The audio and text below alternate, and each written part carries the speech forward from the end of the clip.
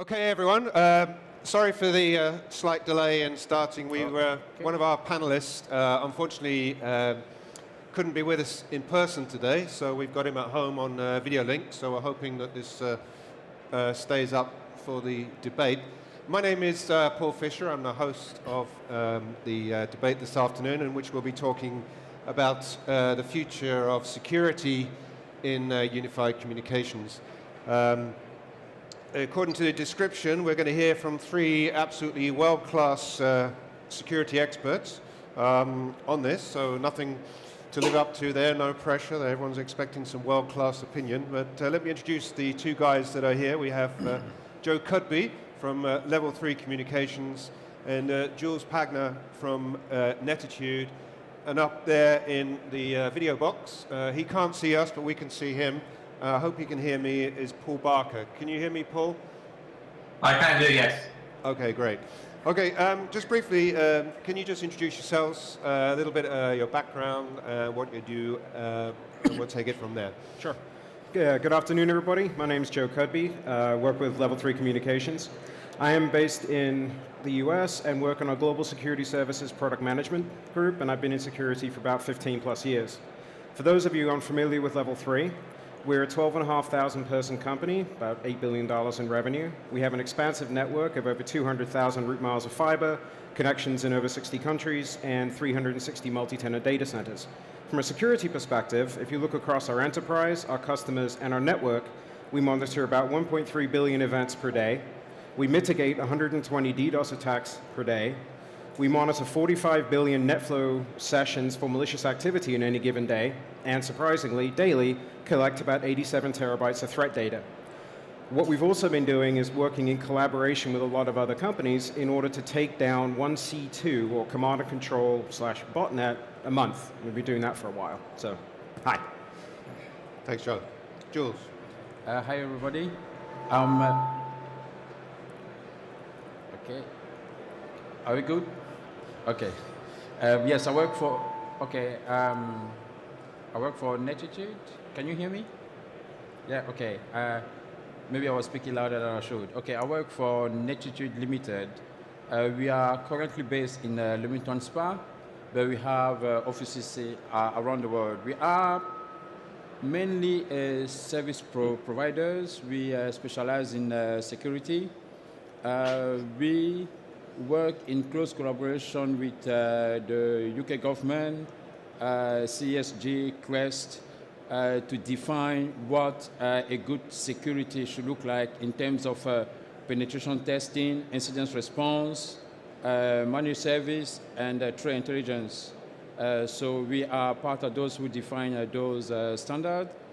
We currently hold all the accreditations possible required by the UK government. We are one of the two companies that have every single accreditations in penetration testing. We have a large network of clients, including honeypots.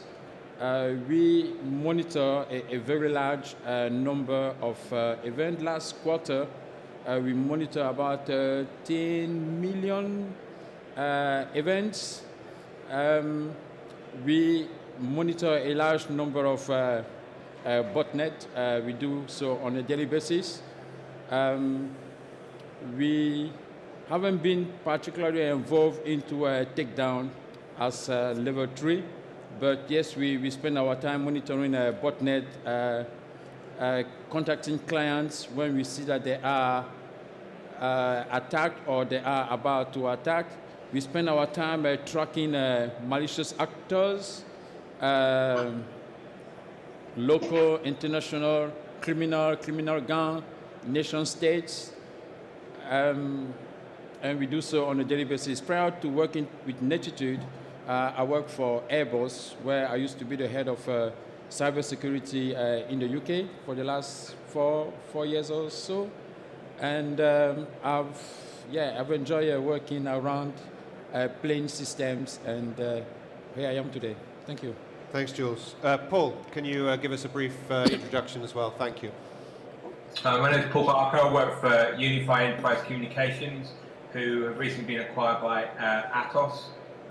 We provide security services for all UK or all of our data centers in the UK for public sector and private sector, providing telephony services. So we've got a different perspective on it from level 3 in Nettitude, where we've got consumers using telephony platforms and we deliver security solutions to protect our corporate and, say, private sector and public sector customers using our services. Thanks, Paul. Okay, let's, before we get into the future of security and UC, maybe we could just talk a little bit about what the current situation is. I mean, I cover cybersecurity in a general basis as an analyst, so I'm interested to hear what are the unique features of security threats for unified communications. If we could start with you, Sure. Joe. So taking unified communications in many ways it's a data stream. And the way that I think about this is there's three primary pieces to it. There's the source, the transmission, and the destination. In this instance, when I think about the source, what I'm thinking about is what I'll call a PBX, right, or your UC servers.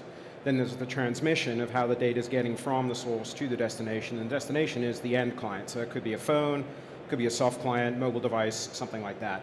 And I think, as with any set of security challenges, when you look at what's going on at sort of the PBX level, we've got feature issues where people are logging in, turning features on and off.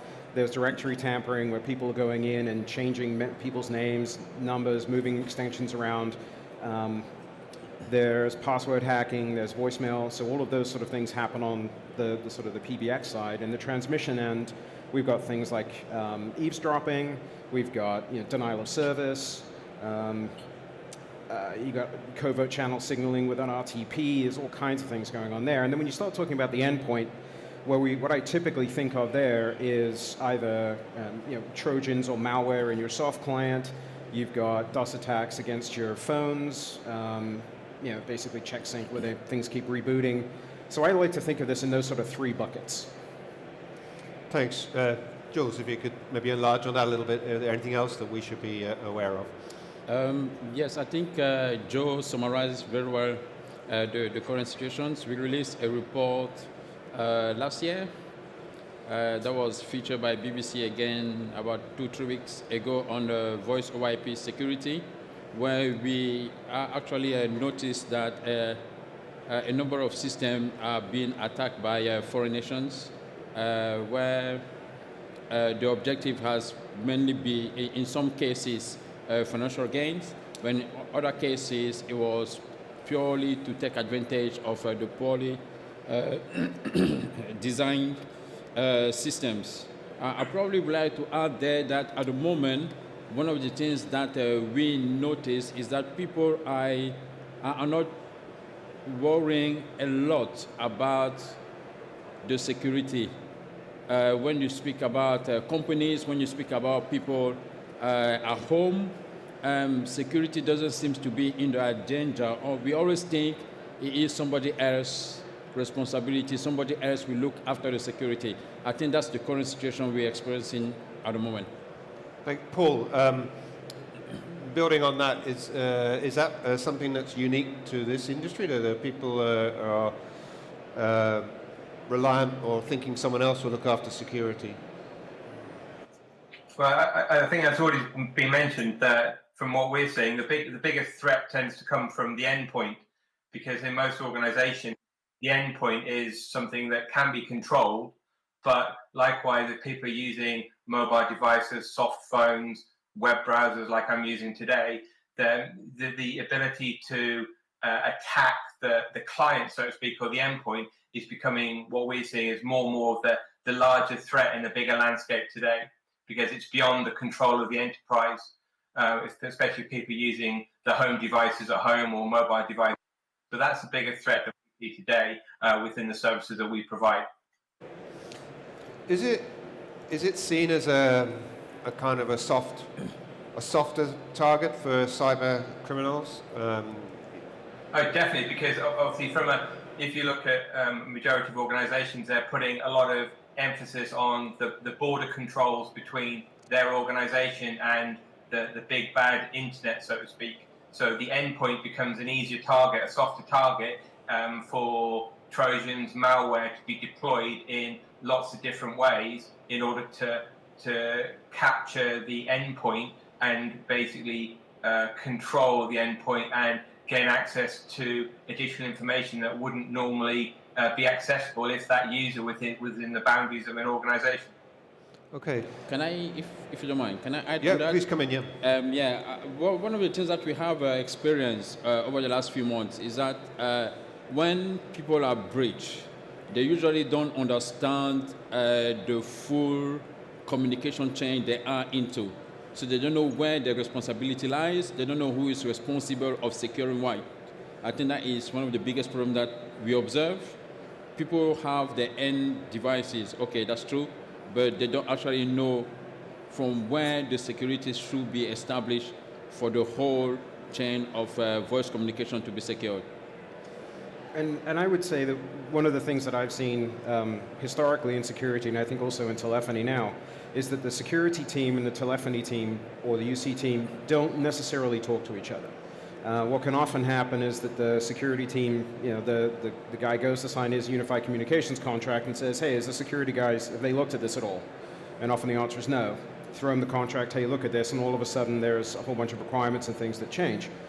And I think that over the course of my career, that those communications need to happen frequently and often, so that the telephony and the UC guys are actually talking to the security folks so that they can make sure that things that happen on the endpoint either can be whitelisted or blacklisted or whatever we need to do. We can apply appropriate endpoint controls with whatever system that the organization has in place, whether it's antivirus or whether it's some of these other newer technologies. They also need to be having conversations with the firewall team and the network team to make sure that that whole infrastructure is aware of what's going on. We're talking a lot about the endpoint. What are the applications that are at risk? Any specific applications that are being targeted?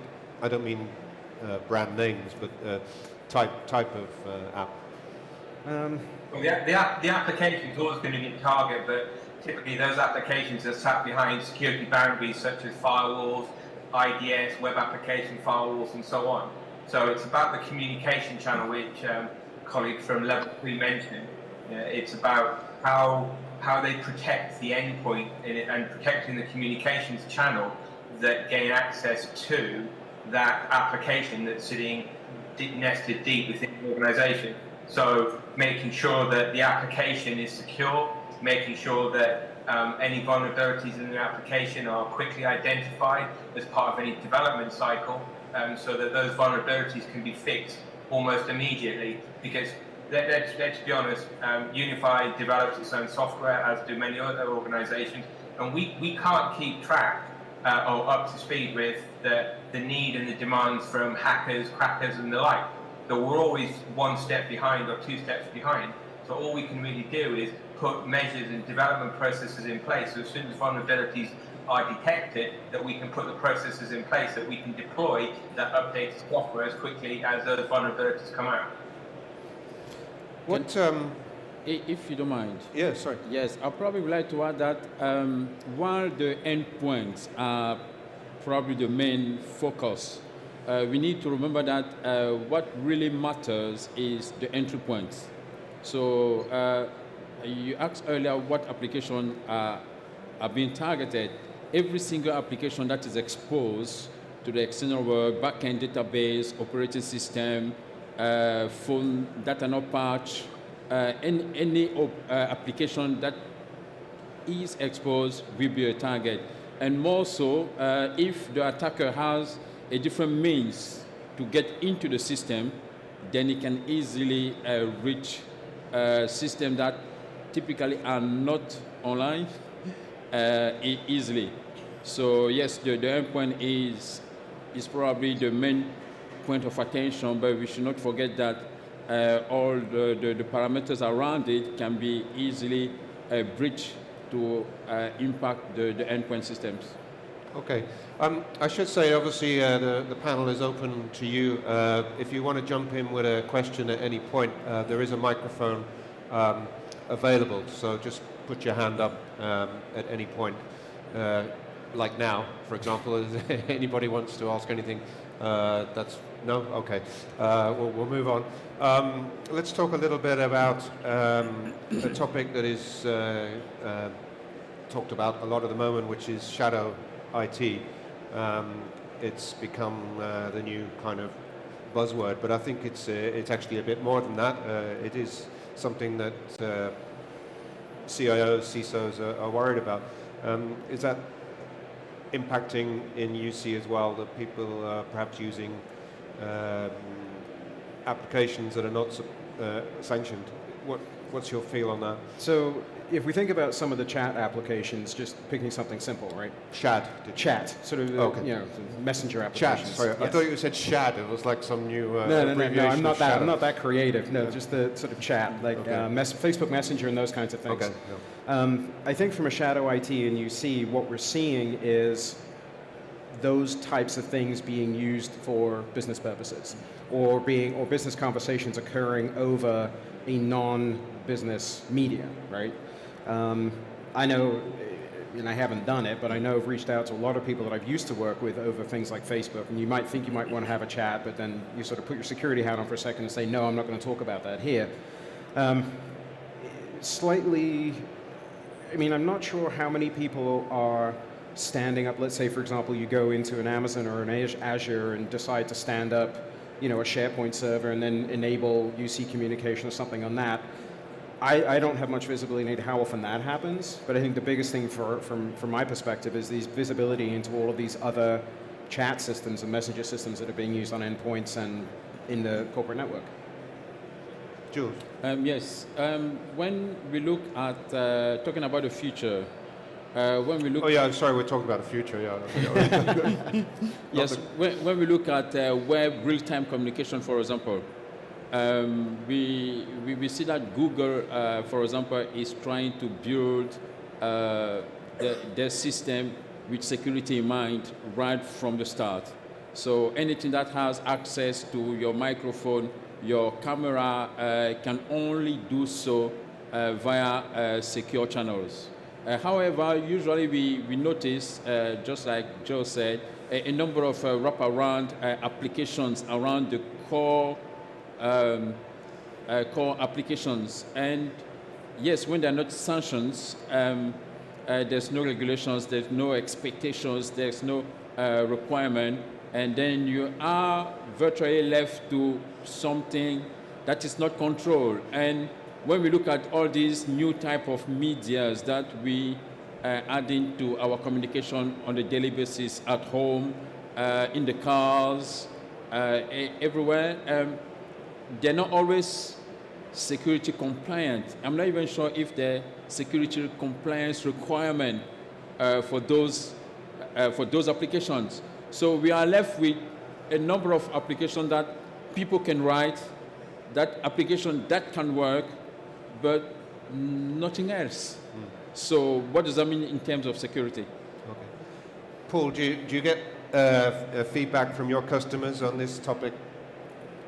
Yeah, it tends to be the developers and the power users that have realized that they've got a need that the internal IT organization isn't providing to their wants and needs, and they'll deploy software as they seem necessary. But from my view, from what I've seen with customers, they shouldn't and mustn't be allowed to deploy those applications that aren't on the standard corporate supported list because of, as has already been mentioned, the security issues, the data protection issues, and more importantly, how do people know that the introduction of these so-called shadow IT capabilities aren't introducing backdoors into the organization, which is then being used for command and control purposes to obtain information from the internal organization. So yeah, I see it regularly, but a good understanding IT organization that's on the ball and actually on the ball with their users shouldn't allow and won't need to deploy this type of technology or capability from the organisation. So can I just dive in on that for a second? I think that it's interesting, and I've had this conversation before, right? When we start talking about what should and shouldn't be allowed, and from a security perspective versus the end user, and I think one of the things to bear in mind is always the alignment of incentives. Security teams are incented to fix holes and stop bad things happening. End users are incented to get their jobs done, and often those things can collide. Specifically in this world, I mean, I can think of an example where you may have tried to use the internal system, it didn't work, so you go to like freewebconference.com or something and you fire that up and all of a sudden that can work on your system. And so I think, again, a lot of this comes back to the communications between internal teams, and it's imperative that the kind of feedback we're talking about here, where the internal system doesn't work, or it's slow, or it times out, or it drops this, so I went and used this other thing instead, which seemed to work better. It's imperative that that feedback make its way back into IT so that they can fix it, so they can be more proactive. And I think this, again, comes back to one of the, sort of the early statements. It's the work that security plus network plus UC and telephony, all these people need to be talking all the time in order to make sure that systematically it all works and we're addressing these problems as they happen. Can I I think security's changing, isn't it? Whereas before it used to be about security say no, now security say yes, but. Yeah, exactly. We have to be enablers rather than the naysayers. Sorry. I probably would like to look at it from a different angle. I don't know if you remember the big battle between Microsoft, Apple, and the Linux operating system. Which system is the most vulnerable? Right? At some point, we thought that Microsoft was the most vulnerable system. Why? Simply because there were a large number of vulnerability exploit against those systems. As soon as Apple became very popular, right, Apple started to be one of the target of choice. What I'm trying to aim at here is that it's not necessarily because we are using the mainstream applications that we are secure.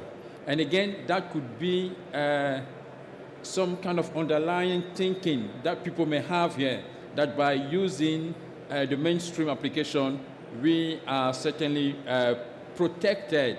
But again, if you're using, I don't know, whichever UC communication you want to use, and that particular communication system is heavily targeted, right? You probably have a lot more vulnerability and exploit available than if you were using an unknown system that nobody is targeting.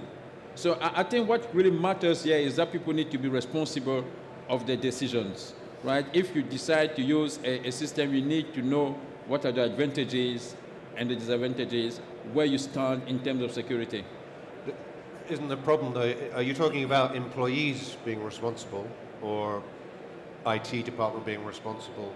I mean, I think just as soon as IT catch up with whatever the people are using without authorization, they'll move on to something else. I can't see an end to this, personally. I mean, WhatsApp is now, I think, people are starting to use that for business. And of course, it's now being encrypted, which is quite a good thing, but it's not, doesn't mean it's secure. So we're in a process of more and more apps coming on that people are saying, hey, well, like you say, Facebook. You know, most people would say you should never use that. But I don't think it's necessarily the responsibility of IT, because when WhatsApp was not secure, right, it was a bit it wasn't sensible to share a password over WhatsApp. But now that WhatsApp is secure, people will be in the illusion that it is actually okay to share a password. So you have that understanding of what security is, that culture of security. So I think the IT has its own role, making sure that you have the underlying security. But again, the end user have to use the application in a very responsible way. And It's actually interesting you say that, because one of the things that I was just sitting here thinking about, I haven't seen security awareness training really start targeting the whole concept of unified communications and VoIP and these other technologies, right? We see don't download things through your browser, don't click anything in email, but I haven't really seen yet, and I expect that we will start to see more trends around what you should and shouldn't communicate through Messenger, right? Exactly as you said. Just because the platform's encrypted doesn't mean you should start giving out passwords. I mean, that's just a bad practice in general. And so I think some of that end user behavior, and I hate to say it, but end users are typically the biggest problem, right? That some of that end user behavior when it comes to unified communications, telephony, VoIP, those kinds of things, I think we're going to start seeing some of that in probably in security awareness training. Well, I think we have to. Let's be honest, user education is key to everything. You can't solely rely on the technology to support the organization from information leakage, especially if you're using things like WhatsApp, Facebook, LinkedIn. So there has to be a level of ownership and responsibility to the individual to ensure that they don't, and they understand what the consequences are, either that through organizational auditing of all information that's transmitted through and the use of department or organizational assets. Thanks, Paul. Can we have a microphone at the front, please? We have a question here. Thanks.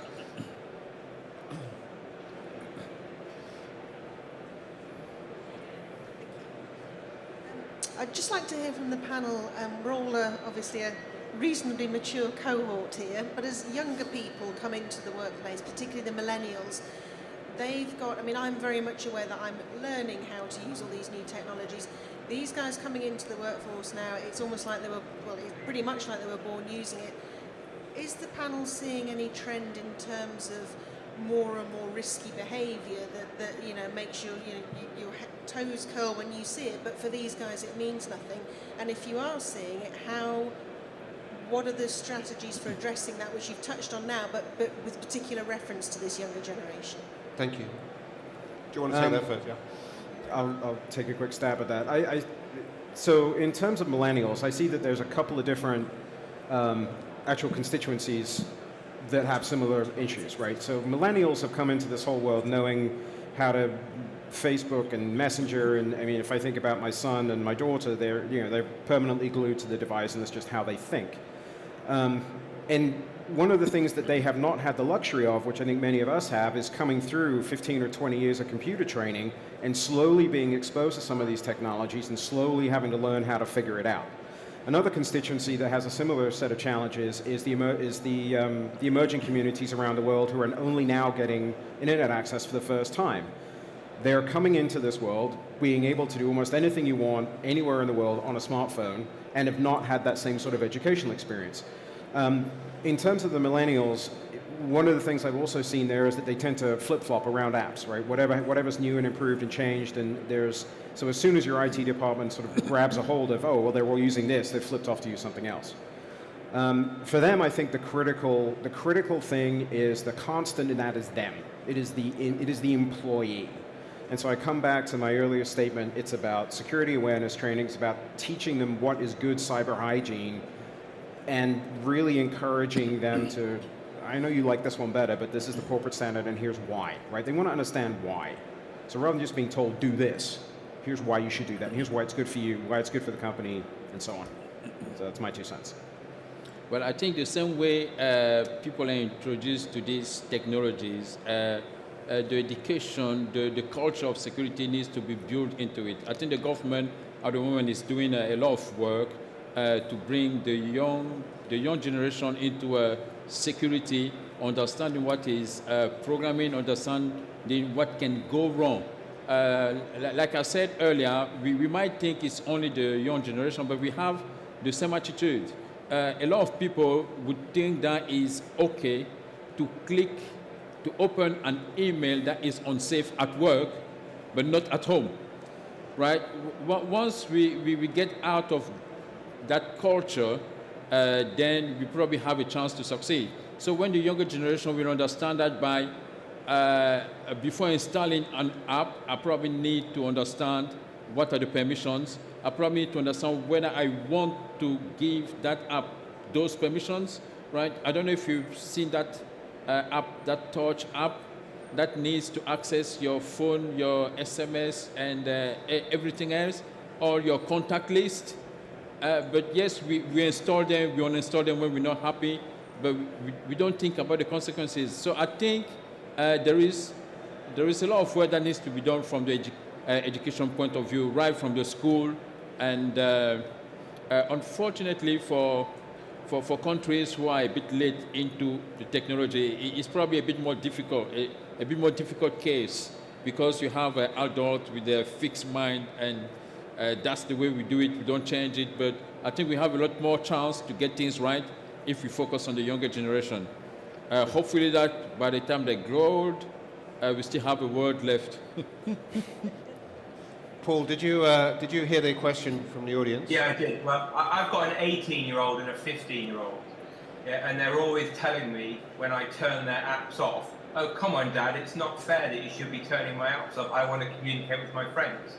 And I think from an education perspective that's already been mentioned, it's about educating the individuals and the millennia about the risk of passing on or using any applications or information and divulging their personal information through those applications.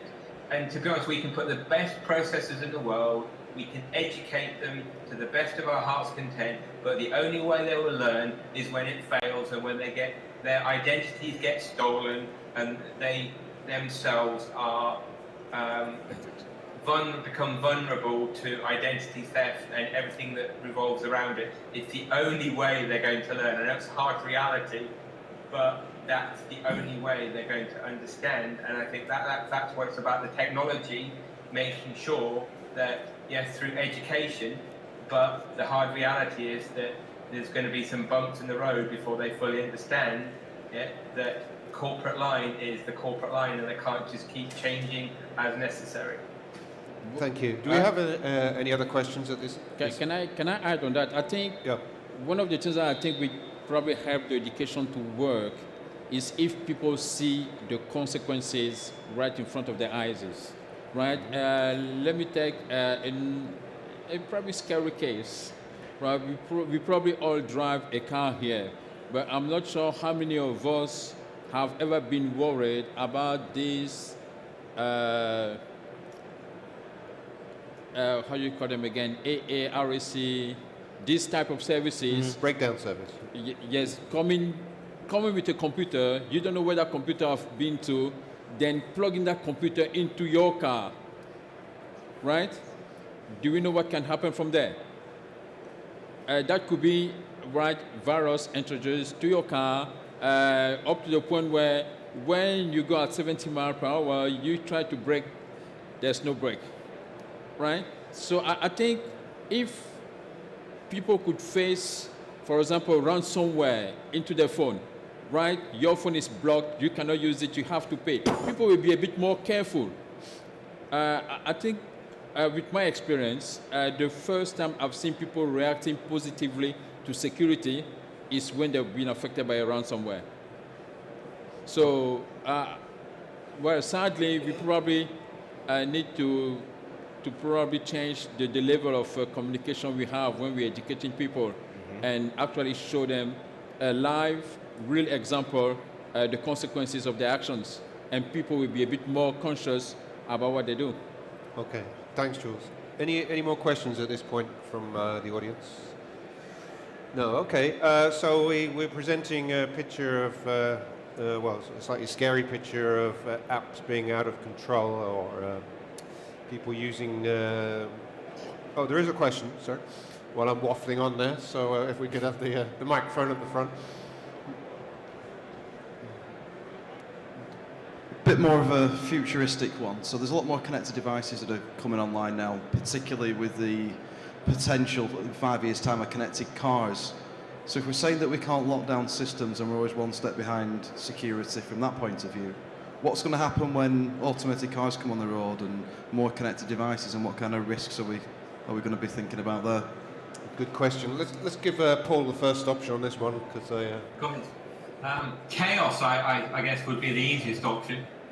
Let's be honest, if you look at where we are today with, you've got BMW, you've got Nissan, you've got Tesla, and that's just to name 3 major car manufacturers that have connected their cars to the internet, and look what happened there.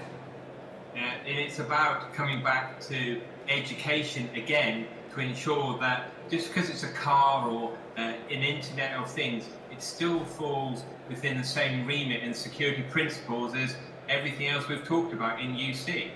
Yeah, it's about making things secure and making security part of the life cycle of development, and from putting it from the ground up. Security isn't a product, it's part of the process.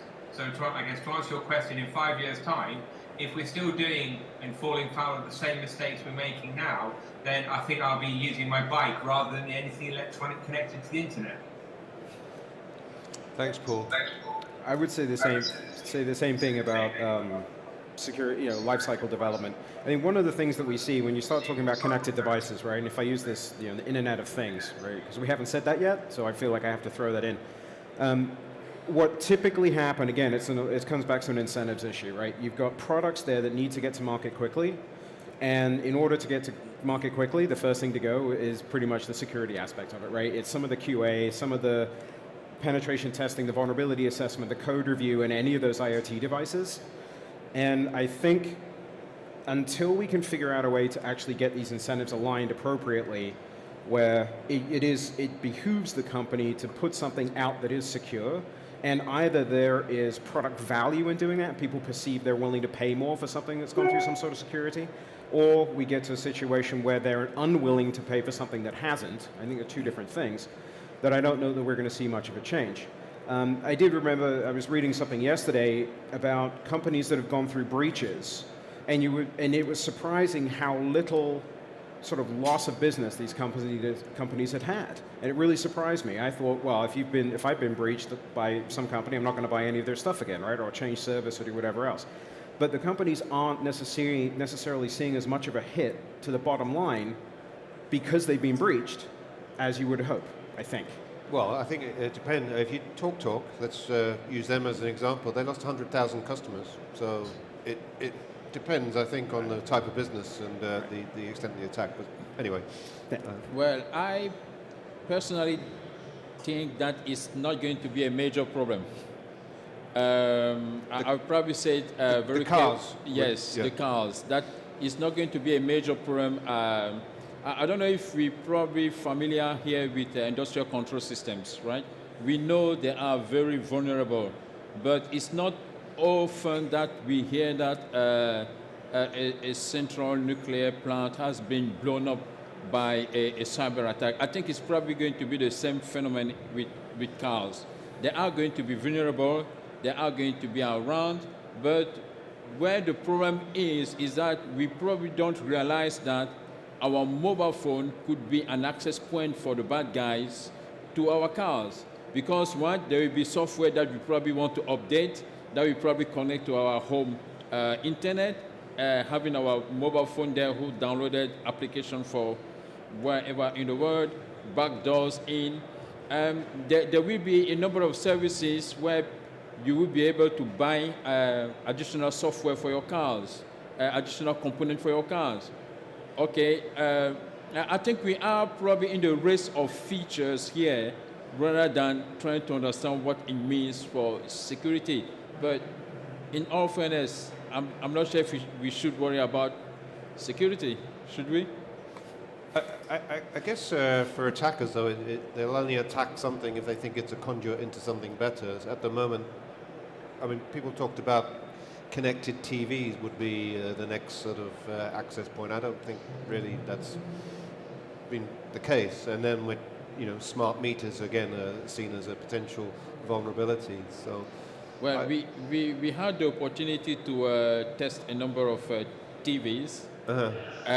Yes, I can confirm that those TVs are serious problems. As soon as they plug them, you have a backdoor into your network. What that means, you probably don't know, because you will not think about the TV as an access point to a foreign nation, to a malicious actor.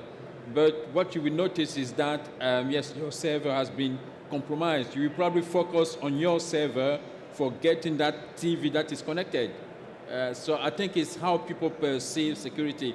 We generally don't have a holistic view of security, which we should. Okay, thanks for your question. Any other questions?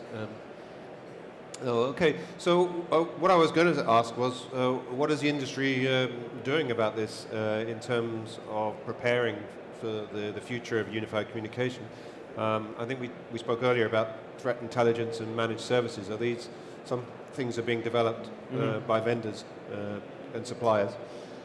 Absolutely. I mean, if we take a step back and think of UC just as basically another form of data that has to get moved around, then a lot of the same technologies and tools that are being implemented in order to manage other data flows, browsing data or any of these other things, or your VPN traffic or anything else, a lot of those same tools and analytics can be applied to UC data. You see this in the latest generation of things like next-gen firewalls that have a lot more SIP awareness and a lot more capability of dealing with RTP and understanding how all of these things work, the sort of application level understanding. I think that's only going to get better. Then when you look at some of those things that sort of we do in terms of analysis of net flow across our backbone, again, there's only more and more data being generated about these things. And as we start to see sort of attack vectors based on volume of data and specific types as it relates to things like RTP sessions and other bits and pieces, I think we'll start to see some real evolution there. It's only going to get better. Okay. Paul, can I ask you the same question? Did you threat intelligence, we're in a world of more information, or lots of information that we're collecting all day. Can't remember what was mentioned around how much information is going through level 3 each day. But if you think all we're going to do every year or every month, we're going to end up generating more and more data, and that is using big computational systems to analyze it, to look for trends. That's the only way we're going to be looking at the new threats coming out, because you could use the latest firewalls, the latest IDS, the latest database firewalls, web application firewalls, but without the ability to analyze the data, you're not going to know what's coming. So lots of organizations are deploying this zero-day technology, but even zero-day, that's only tend to be based on either heuristics or patterns from what they've seen before. So data is key, and obviously big data is where the next generation threat modeling is going to come from. Thanks. Jules, finally, your comment on this. Yes. Threat intelligence is definitely very important, right? Being able to profile the attackers, being able to understand the capabilities, the technique, the tactics, the tools that the attackers are using is very key when we're building our security mechanism. But they are just enablers because the result of the threat intelligence should then be converted into something that will block the attacks. But if the technology is not at that stage yet, then we still have a problem. So as well as doing the threat intelligence, it's very important that technologies also matures in terms of security. Right, and I'm trying not to. I won't do too much of a product pitch, but in sort of the threat intelligence world that we have, we totally see it that way, right? In terms of it's an ecosystem, it has to generate two things: actionable intelligence for our customers, right? If you get something, it should tell you to do something about it, right? Here's how you fix the thing we just found, or here's how you fix the problem. And the other part is then taking that and incorporating it into sort of an ecosystem, whether it's your DDoS offering or your firewall or whatever else, right? You see something as part of threat intel, this is a problem, I'm going to block it, I'm going to drop it, I'm going to change something based on that. You're exactly right. Okay, the other thing that's happening, and I think it's true, is digital transformation. I know that everyone tends to yawn when they hear it. Yeah, exactly. But it is something that people are doing, but it tends to be led by other lines of business, say marketing teams and people in PR, etc. And I guess it also comes back to the old, shadow IT thing. But what impact is that having on trying to secure UC?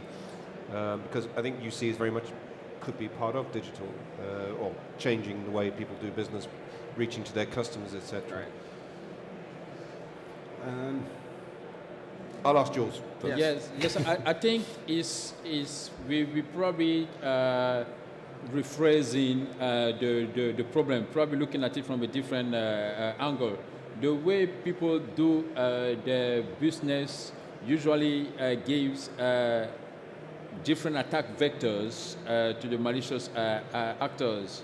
So it's the same technology that is being reused differently, but essentially is the same technology. It's the same people with the same mentality. They're still vulnerable to social engineering, and the technology is still vulnerable to the same regular attacks, really. So the more connected we are, the more opportunities for attacks there is there. So one of the things that occurs to me, just as picking on an example of that, I know that Facebook have been talking about being able to use Messenger to be able to do business, right? Starting to move customer service actually into sort of the Facebook platform.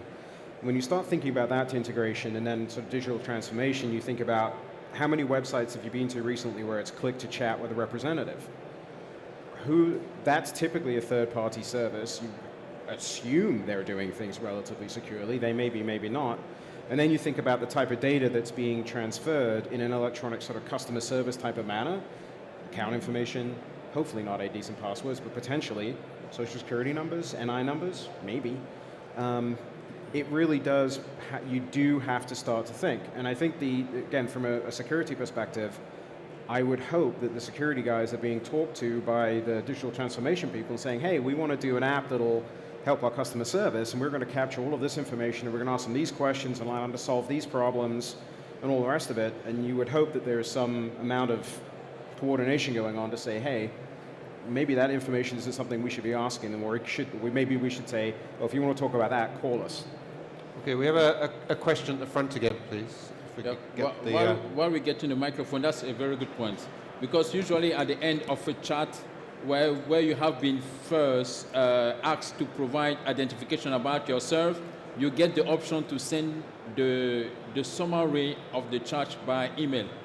While their session is encrypted, right, there is no encryption between that system and your email system. Somewhere along the line, the message will have to be completely unencrypted, and that message has all the verification possible that you've given them. And somebody can then use that to identify you and misrepresent you. Thanks. Your question, please. With all these different suppliers, you're talking about a third-party supplier for the chat function on the website. We were talking about the Internet of Things a bit earlier. We were talking about issues around millennials. With all these different suppliers, different behaviours, different generations, adding extra challenges into this, where do we see the burden of security lying? Because the plethora of things we have to be kept secure is just growing and growing. So where does the burden of security lie? Or another way of asking the question is, where's the perimeter? Where is the security perimeter for each company? Good Well, question. the perimeter's everywhere, Dave. If you look at Google have implemented their environment now where every device that communicates as part of their underlying ecosystem is protected. Yeah, so each device has its own perimeter. Yeah, so we've gone of the days where we have what we call the onion effect, where each organization has different varying levels of firewalls, inner firewalls, outer firewalls, DMZs, all those types of technologies, where now they're moving to fully deployed environments where every single device enforces its own policy to allow and deny access to only those components that form part of the system. So another way of articulating that, the perimeter is everywhere. Every device you talk to needs to have its own perimeter, and it's not reliant upon the safety in numbers where you have one firewall that protects the whole organization, because if that firewall is compromised, bang goes the security of your organization. Thanks, Paul. I've forgotten who said it. Yes, I think the devices being a perimeter, but there's also this move away from the concept of the physical perimeter, right? The logical perimeter does not equal the physical perimeter anymore. Your physical office, your physical data center, whatever it is, that is not, right? As soon as we got into VLANs and everything else segmenting and giving us logical networks, and we have logical firewalls and everything else, physical does not equal perimeter. And I think one of the things as a network provider where we see responsibility is going more towards the network provider. To your point about having the devices be their own perimeter, those devices move around, especially in these days of mobile moving, right? Instead of mobile workers. So the concept would be that policy should follow them everywhere, and if it can't be enforced on the device, then it should be enforced at the network.